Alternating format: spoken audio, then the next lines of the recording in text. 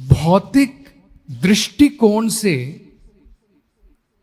जो हमें लगता है कि हमारे जीवन में ये तो दुख है, विपदा है, एक शाप है मेरे जीवन में, आध्यात्मिक दृष्टिकोण से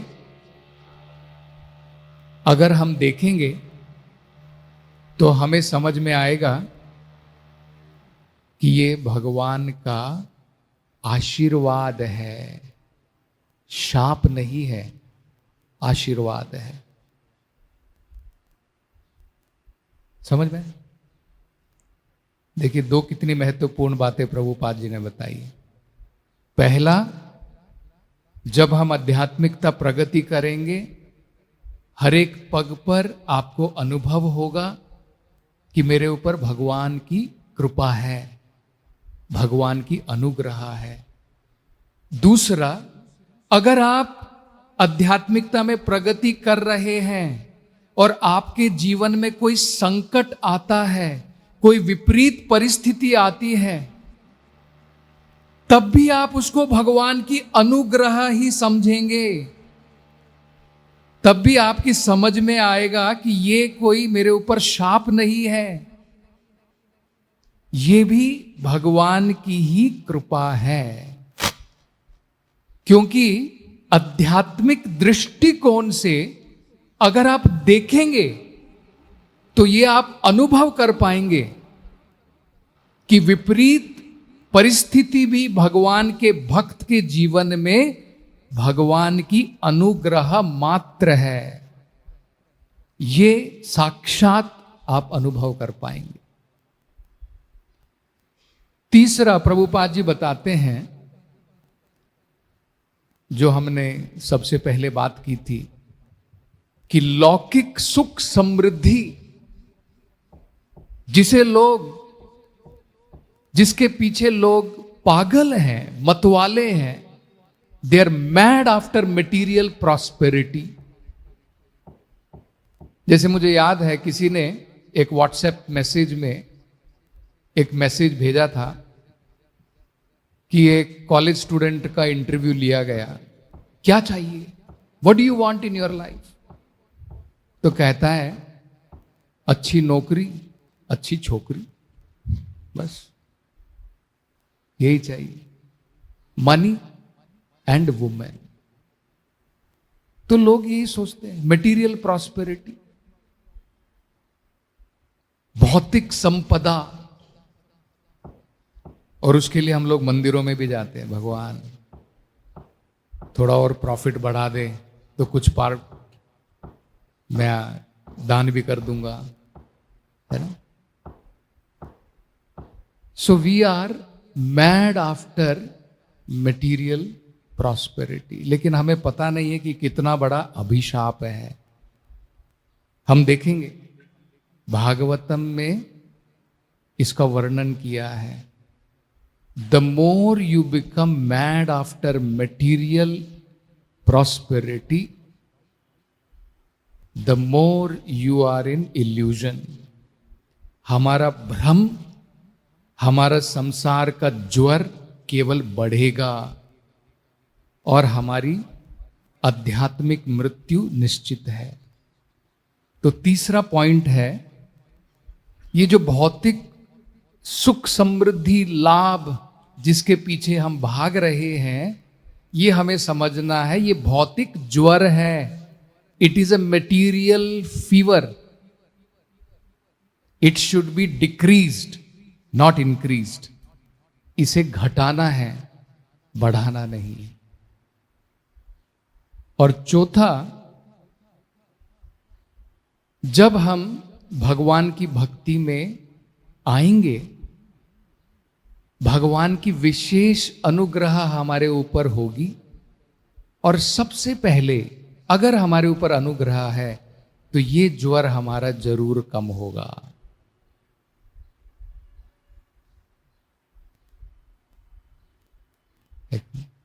That means our this material intoxication, ये जो हमारा मतवालापन है भौतिक सुखों के पीछे भागने का, ये ज्वर जो है, ये फीवर, ये कम हो जाएगा।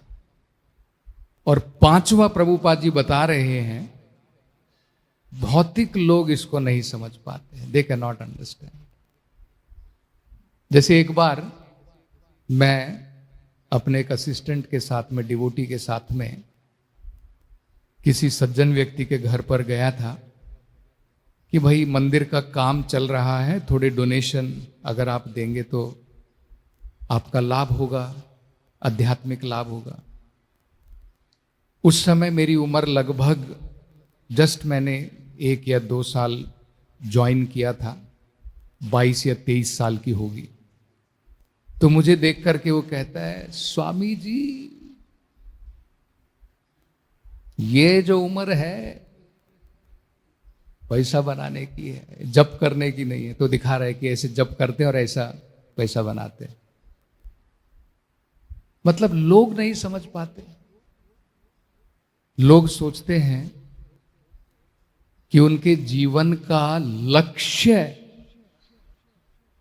केवल सुख भोगना है, भौतिक सुख भोगना है। बड़े बड़े दार्शनिक लोग भी ये कह करके गए,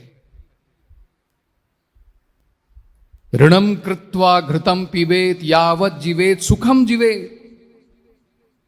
बैग बोरो स्टील, कुछ भी करो, चोरी करो, डाका डालो, जीवन मजे से जियो।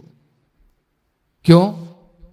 भस्मीभूतस्य देहस्य कुतः पुनः आगमनो भवेत्। ये शरीर जल जाने के बाद में कौन वापस आने वाला है, किसने देखा है? ये इनकी फिलॉसफी है।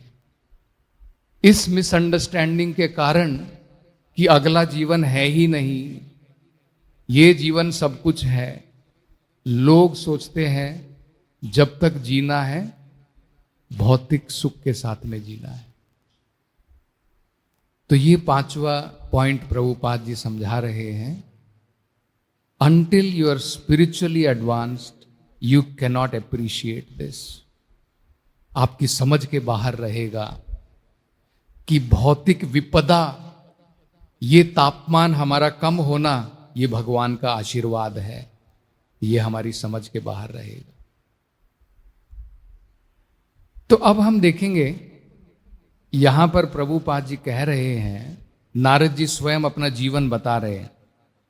देखिए वो क्या कह रहे हैं, मैंने इसे भगवान की विशेष कृपा माना क्योंकि वे अपने भक्तों का भला चाहने वाले हैं। और इस प्रकार सोचता हुआ मैं उत्तर की ओर चल पड़ा। डिवोटी जो है, ही इज कन्विंस्ड कि मेरी अकल के बाहर है, मेरी समझ में ना आए, लेकिन फिर भी भगवान सबका भला चाहने वाले। और खासकर भगवान अपने भक्तों का भला चाहते हैं। कई बार पिताजी अपने पुत्र को सही रास्ते पर लाने के लिए थप्पड़ भी मारता है। वो थप्पड़ भी उसकी भलाई के लिए है। पिताजी को कोई वैर नहीं है अपने पुत्र से, लेकिन जब वो देखता है कि गलत रास्ते पर निकल पड़ा है तो कई बार थप्पड़ भी मारना पड़ता है, क्योंकि पिता अपने पुत्र की, संतान की भलाई चाहते हैं। इसी प्रकार से डिवोटी को यह कन्विक्शन है कि अगर मेरे जीवन में कुछ विपरीत परिस्थिति भी आती है, वो भी मेरी भलाई के लिए ही है, क्योंकि भगवान अपने भक्तों का हमेशा भला चाहते हैं। तो देखिए यहां पर हम लोग देख सकते हैं, मान लीजिए आप भगवान की भक्ति कर रहे हैं और कल आपको न्यूज मिले आपकी मदर एक्सपायर हो गई है। क्या मंदिर में आकर के आप बोलेंगे thank you very much my dear Lord, बहुत धन्यवाद? नहीं। दुख जरूर होता है, क्योंकि जो होने वाला है वो तो होगा, लेकिन उस परिस्थिति को हम कैसे, किस दृष्टि से देखें, वो महत्वपूर्ण है। तो यहां पर हम देखते हैं नारद जी को भी दुख हुआ जब उनकी मां परलोक सिधार गई, when his mother passed away। लेकिन उनका क्या अनुभव है? उनका ये अनुभव है, वो बताते हैं कि ये भगवान की विशेष कृपा थी उनके ऊपर। कह रहे यहां पर, मैंने इसे भगवान की विशेष कृपा माना। किसे माना? कि इनकी जो मां थी, ये इकलौते बेटे थे। He was completely dependent on his mother, and mother was also completely dependent on him। पूर्ण रूप से नारद जी जो हैं अपने पहले जीवन में अपनी मां के ऊपर निर्भर थे, और वो कह रहे हैं कि भगवान, वो निर्भरता आपने निकाल करके अब मुझे समझा दिया है कि इस भौतिक संसार में हम सनाथ होकर के भी अनाथ हैं, अगर हमने भगवान के चरण कमलों का आश्रय ग्रहण नहीं किया है। हम लोग सोच सकते हैं नहीं, मैं अनाथ नहीं हूं, मेरा है, रखवाला है। लेकिन रियलिटी में क्या है? If we have not accepted the shelter of the lotus feet of the Lord, हम लोग सोच सकते हैं कि हम सनाथ हैं, लेकिन रियलिटी में अनाथ हैं। तो भगवान के ऊपर पूर्ण रूप से निर्भरता बढ़ाने के लिए नारद जी सोच रहे हैं कि ये भगवान का ही एक आशीर्वाद है। मैं भगवान के ऊपर निर्भर होने की जगह किसी और के ऊपर निर्भर था, जो अस्थाई है, अनरियलिस्टिक है, एक दिन जाने ही वाला है। तो उस टेम्परेरी ऑब्जेक्ट के ऊपर मेरी निर्भरता, जैसे हम लोग निर्भर हो जाते हैं, नहीं मेरे पास बैंक बैलेंस है, अच्छी पढ़ाई है, अच्छे डॉक्टर्स अवेलेबल हैं, मुझे कोई चिंता नहीं है। तो इन सब के कारण हमारी भगवान के ऊपर निर्भरता नहीं रहती है। तो ये एक विशेष भगवान की अनुग्रह है कि नारद जी की भगवान के ऊपर पूर्ण रूप से निर्भरता बढ़ाने के लिए नारद जी सोच रहे हैं, भगवान ये तो आपका आशीर्वाद है। अदरवाइज क्या होता? नारद जी जो आज इस पद पर हैं, he is a eternal servant of the Lord, कि भगवान की महिमाओं का गान करते हुए सभी लोगों में विचरण करते हैं, ये पदवी उनको प्राप्त ना होती।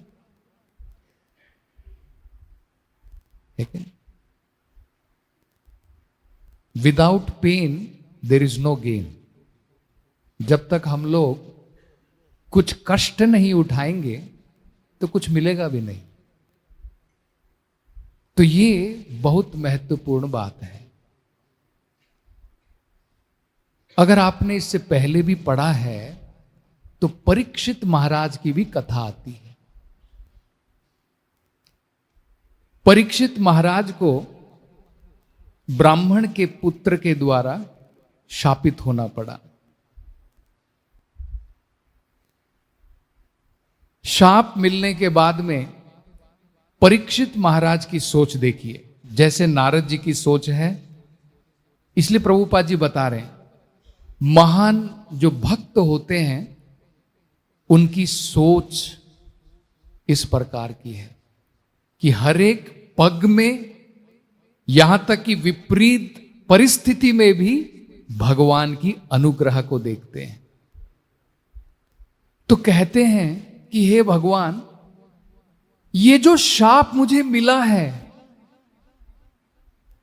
परीक्षित महाराज को शाप मिला था कि उनकी मृत्यु उस दिन से, जिस दिन उन्होंने श्रृंगी ऋषि का अपमान किया था, उस समय से 7 दिन में 7वें दिन उनकी मृत्यु निश्चित है। तो उस समय परीक्षित महाराज जब घर की तरफ वापस जा रहे थे तो उनके मन में ये विचार उठ रहे हैं। वो कहते हैं कि भगवान, पहले तो आप साक्षात मां के गर्भ में मेरी रक्षा करने के लिए आए थे। जब परीक्षित महाराज के ऊपर अश्वत्थामा ने ब्रह्मास्त्र छोड़ा था उत्तरा के गर्भ को खत्म करने के लिए, क्योंकि उसमें परीक्षित महाराज थे, उस समय स्वयं भगवान उन्होंने उत्तरा के गर्भ में प्रवेश करके परीक्षित महाराज की रक्षा की। करेक्ट? अब देखिए, क्या भगवान ब्राह्मण के शाप से रक्षा नहीं कर सकते? भगवान ने इतने बड़े अस्त्र से रक्षा की, ब्रह्मास्त्र से रक्षा की, स्वयं जाकर के उत्तरा के गर्भ में स्वयं जाकर के भगवान ने रक्षा की। तो हमारे मन में प्रश्न उठ सकता है कि अब शाप मिला है, भगवान ने कहा है न मे भक्त प्रणश्यति, मेरे भक्त का कभी पतन नहीं होगा, मैं उनकी रक्षा जरूर करूंगा। तब अब भगवान रक्षा के लिए आएंगे या नहीं आएंगे? करेक्ट? हमारे मन में ये प्रश्न उठेगा। और देखिए परीक्षित महाराज क्या सोच रहे हैं। परीक्षित महाराज सोच रहे हैं कि भगवान, उस समय भी आप आए थे जब आपने मेरे शरीर की रक्षा की गर्भ में, और इस समय भी आप आए हैं, लेकिन ये एक विशेष रूप लेकर के आए हैं। ब्राह्मण के शाप के रूप में आप आए हैं। ये जो ब्राह्मण का शाप है, ये आपका ही एक रूप है। क्यों? वो कहते हैं क्योंकि आपने देखा कि मैं भौतिकतावाद में डूब गया हूं, मैं भौतिक चीजों से, भौतिकतावाद से आसक्त हो गया हूं। उस आसक्ति को निकालने के लिए कि अब तुम कितने दिन मजे करोगे, तुम्हारे पास केवल 7 दिन बाकी हैं, तो ये आपका आशीर्वाद है। और आप देखिए, क्या ये आशीर्वाद नहीं है कि परीक्षित महाराज जब उनको ये शाप मिला और उन्होंने सब कुछ त्याग दिया, गंगा नदी के किनारे आकर के उन्होंने संकल्प लिया कि आज के 7 दिन तक मैं न भोजन लूंगा न पानी पीऊंगा। यही परीक्षित महाराज जो थोड़े से पानी के लिए व्याकुल हो गए थे, और उसके कारण ही उन्होंने उस ऋषि का अपमान किया था, वही परीक्षित महाराज 7 दिन तक अब उन्होंने निश्चय किया है, न मैं पानी पीऊंगा न मैं कुछ खाऊंगा, केवल 7 दिन लगातार भगवान की कथा सुनूंगा। और देखिए, भगवान की योजना के अनुसार महान भक्त, श्रेष्ठ भक्त सुखदेव गोस्वामी स्वयं वहां पर आए। महाराज परीक्षित को जाने की भी जरूरत नहीं पड़ी। तो क्या ये भगवान की कृपा नहीं?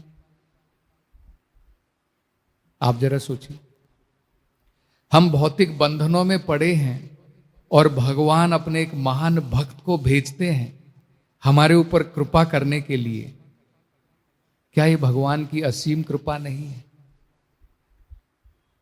सुखदेव गोस्वामी वहां पर आए और 7 दिन लगातार परीक्षित महाराज भगवान की कथा अमृत में डूबे रहे। तो ये हमें समझना है कि विपरीत परिस्थिति भी भक्तों के जीवन में अगर हमारा सही दृष्टिकोण है तो हम समझ पाएंगे कि ये भगवान की ही अनुग्रह है। एक बहुत बढ़िया प्रसंग आता है भागवतम में, आप अगर कभी समय मिले तो पढ़िए। कृष्ण किताब है प्रभुपाद जी के द्वारा, दशम स्कंद का सार कृष्ण किताब है। उसमें नारद जी जो हैं भ्रमण कर रहे हैं कृपा करने के लिए सांसारिक जीवों के ऊपर। तो जब वो वहां से जाते हैं तो कैलाश पर्वत के स्थान से वो जा रहे हैं। वहां पर वो देखते हैं कि कुबेर के 2 पुत्र नल कुबेर और मणिग्रीव जो हैं उन्होंने मदिरा का पान किया हुआ है और नग्न होकर के गंगा नदी में उतरे हुए हैं इंद्रिया का भोग करने के लिए सुंदर अप्सराओं के साथ में। हम लोग गंगा नदी में जाते हैं अपने को पवित्र करने के लिए, और नारद जी यहां पर देख रहे हैं ये गंगा नदी में उतरे हैं महानुभाव अपने आप को और अपवित्र करने के लिए। तो नारद जी देखिए उनका क्या विचार है, बहुत बढ़िया विचार है। अब नारद जी जो हैं नल कुबेर और मणिग्रीव के ऊपर, कुबेर के जो पुत्र हैं उनके ऊपर अनुग्रह करना चाहते हैं। विचार करके अब ये नल कुबेर और मणिग्रीव से कहते हैं, कुछ बड़े महत्वपूर्ण बातें कहते हैं। सबसे पहली बात वो कहते हैं कि 4 चीजों में से 4 चीजें व्यक्ति को मतवाला कर देती हैं संसार में। सबसे पहले तो हमको यह समझना है, कुंती महारानी भी बताती हैं, जन्म, ऐश्वर्य, श्रुता, श्री भी। किसी का अच्छे घराने में जन्म हो जाए, वो सोचता है मेरा तो जीवन बन गया। उन्हें सुना है ना, born with silver spoon in his mouth. ऐसे घर में पैदा हो गया, कुछ चिंता ही नहीं है, खाने पीने की कुछ चिंता नहीं। एरिस्टोक्रेटिक बर्थ, बढ़िया परिवार में जन्म, वो लोगों को मतवाला बना देता है। ऐश्वर्य, बहुत ज्यादा धन दौलत, पैसा, भौतिक सुख समृद्धि लोगों को मतवाला बना देती है।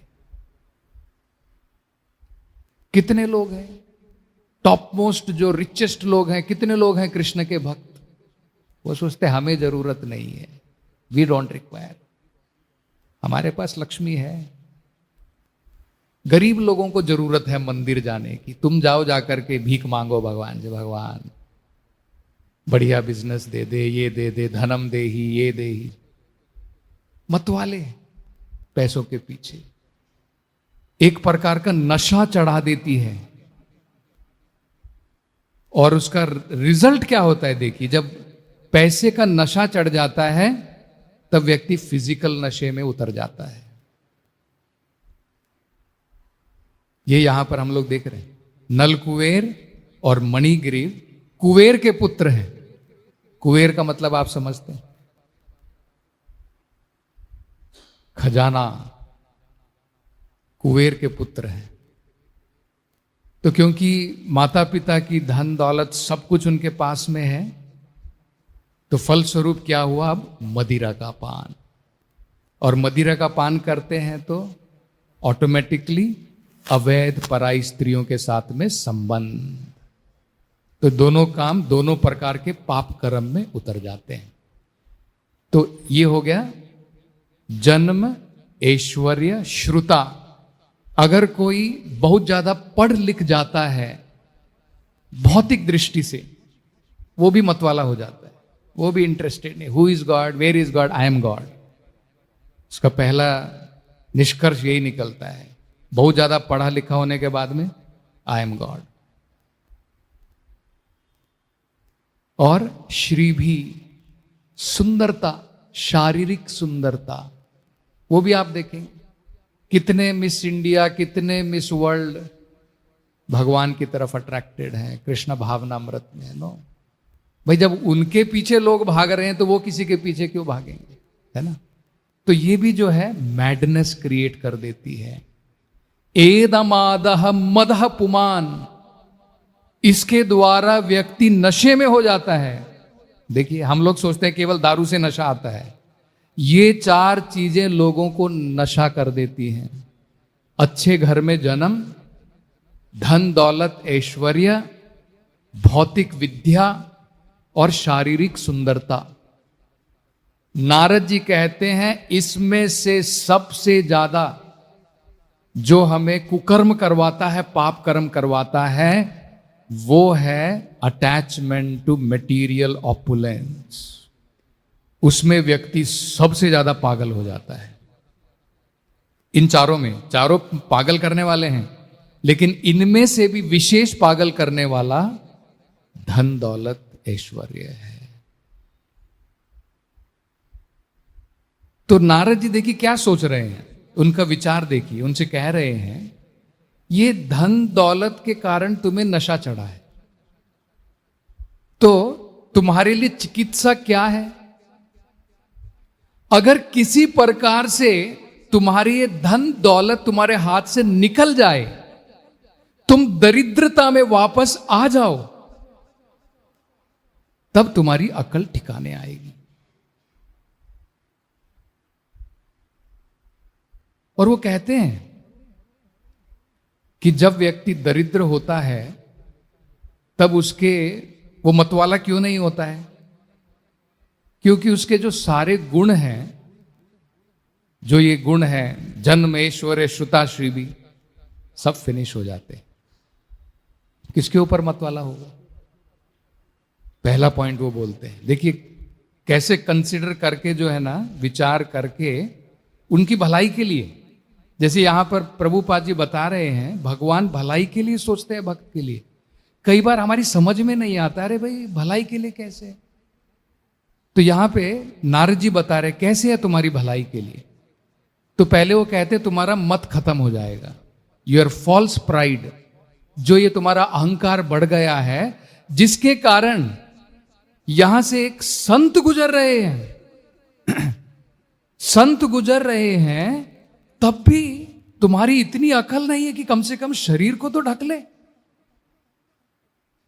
जो स्त्रियां थी उन्होंने शर्म के मारे अपने शरीर को ढक लिया, लेकिन ये इतने बेशर्म थे, नो केयर। तो ये मत उतारने के लिए वो कहते हैं दरिद्रता इसकी चिकित्सा है, तो तुम्हारी चिकित्सा तो करनी पड़ेगी, पहला। दूसरा कहते हैं दरिद्रता के कारण ऑटोमेटिकली जो साधुगण तपस्या करते हैं उसका रिजल्ट तुम्हें मिल जाएगा। कैसे मिल जाएगा? क्योंकि हम लोग उपवास करते हैं एकादशी के दिन, और तुम्हारी दरिद्रता होगी तो एक दिन क्या 10 दिन भी उपवास करना पड़ सकता है। वॉलेंटरीली फास्टिंग तो तुम करने वाले नहीं हो, है ना। तो कम से कम जब दरिद्रता आएगी, then automatically you have to fast, क्योंकि कुछ समय तुम्हें भोजन नहीं मिलेगा। और वो कहते हैं कि उसके कारण तुम्हारी इंद्रियां भी शांत हो जाएंगी। आप ये प्रैक्टिस कर सकते हैं। देखिए, आप बहुत खाइए, मजे से खाइए, इंद्रियां बहुत बलवान हो जाती हैं। आप फास्टिंग कीजिए, आपकी इंद्रियां शांत हो जाती हैं। It's a fact. तो कहते हैं कि तुम्हारी इंद्रियां भी शांत हो जाएंगी। और वो कहते हैं कि very good opportunity you may get of sadhu sanga also. क्योंकि जनरली जब व्यक्ति दरिद्रता में होता है तो उसके द्वार खुले होते हैं साधु संतों के लिए। और जब व्यक्ति धन दौलत में मतवाला होता है तो अपने घर पे बोर्ड लगा के रखता है, बिवेयर ऑफ डॉग्स। मेरे घर में एल्शीशन कुत्ता है, डॉबरमैन है, यहां पे मत आइए। करेक्ट है कि नहीं? तो कहते हैं कि कम से कम तुम दरिद्र रहोगे तो हो सकता है कि उस दरिद्रता के कारण साधु संत भी तुम्हें आकर के संग देंगे, और उसके कारण भी जो है तुम्हारा उद्धार होगा। तो ऐसा सोच करके नारद जी जो है उसको शाप देते हैं दोनों को, कि तुम्हारे लिए, क्योंकि तुमने ये देवता का जो जीवन है, जो मनुष्य से भी ऊपर है, उसका दुरुपयोग किया है। उसमें तुम इस प्रकार से नग्न रहना चाहते हो तो ठीक है, 1 साल 2 साल क्यों, कुछ दिन क्यों, 100 साल, 100 ईयर्स, और वो भी देवताओं के 100 साल, हमारे 100 साल नहीं, देवताओं के 100 साल। उनका अगर हम लोग देखें, हमारे 6 महीने, उनका आधा दिन, हमारा 1 साल, उनका 1 दिन। तो उसके अनुसार आप देख सकते हैं 100 साल का, देवताओं के 100 साल का मतलब क्या है। 100 साल तक तुम पेड़ के रूप में नग्न खड़े रहोगे, लेकिन एक आशीर्वाद है कि तुम्हें तुम्हारा ये पूर्व जन्म याद रहेगा, जिसके द्वारा तुम्हें पता रहेगा, हमेशा ये अनुभव रहेगा किस कारण तुम्हें ये जन्म लेना पड़ा। और दूसरा, तुम स्वयं नंद महाराज के आंगन में जन्म लोगे पेड़ के रूप में, और स्वयं कृष्ण भगवान तुम्हारा उद्धार करेंगे। तो वो लीला हम लोग देखते हैं भगवान की, जब कार्तिक का महीना है तो आप रोज उसको गाएंगे। भगवान ने दामोदर के रूप में नल कुबेर और मणिग्रीव का उद्धार किस प्रकार से किया। तो आप देख सकते हैं कि ये तो भगवान का आशीर्वाद था, है कि नहीं? इट इज नॉट अ कर्स, ये कोई शाप नहीं है। बाहरी रूप से शाप लग सकता है, लेकिन it is a great benediction on them. तो यही प्रभुपाद जी बता रहे हैं। हम नारद जी के स्वयं जीवन में भी देख सकते हैं, शुरुआत से ही भगवान का पग पग पर आशीर्वाद था। अगर आप उनके जीवन को देखेंगे, उनके जीवन में भौतिकता के तरफ से ऐसा कोई स्पेशल नहीं था। उनकी पेरेंटेज भी प्रैक्टिकली मटेरियल पॉइंट से देखे तो इररिलेवेंट, इनसिग्निफिकेंट, तुच्छ जीवन। दासी पुत्र के रूप में उन्होंने जन्म लिया, लेकिन भगवान की कृपा देखिए, जैसे चैतन्य चरितामृत में कहा गया है, ब्रह्मांडे भ्रमिते कोनो भाग्यवान जीव, गुरु कृष्ण प्रसादे पाए भक्ति लता बीज। तो उनके घर में स्वयं भक्ति वेदांत बड़े बड़े श्रेष्ठ महात्मागण आए चतुर्मास के समय में, और उस समय में उनको जो है ये एक अवसर प्राप्त हुआ उनकी सेवा में लगने का, उनका उच्छिष्ट ग्रहण करने का, उनके चरण की धूलि ग्रहण करने की, और उनसे भगवान की लगातार 2 महीने उन्होंने भगवत कथा, कृष्ण कथा सुनी। और उसके फल स्वरूप हम लोग देखते हैं कि वो एक महान संत नारद मुनि बने। ग्रंथराज श्रीमद् भागवतम की जय। जगत गुरु श्रीला प्रभुपाद की जय।